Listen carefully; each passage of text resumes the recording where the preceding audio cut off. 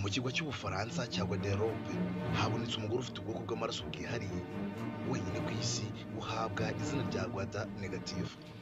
Byagaragaye bwa mbere ubwo hari mu mwaka wa 2011 ubwo uwo mugore yari agiye gukorerwa ibizami bisanzwe bikorwa igihe umuntu aramutse arwaye agiye gukorerwa ubuvuzi bwo kubagwa. Icyo gihe mu maraso ye habonetse icyitwa anticorps idasanzwe izwi.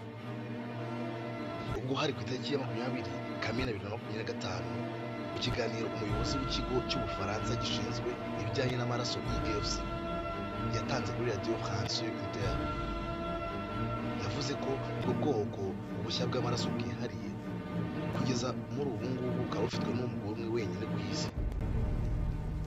Ubwo uwo mugore yajyaga kwivuza mu mwaka wa 2011 agomba kubagwa, uburyo cyangwa se ubushobozi bwari buhari icyo gihe ntibwakunze ko bahita bakora ubushakashatsi bwimbitse ku bijyanye n'ubwo bwoko bushya bw'amaraso bwari bugaragaye muri icyo gihe.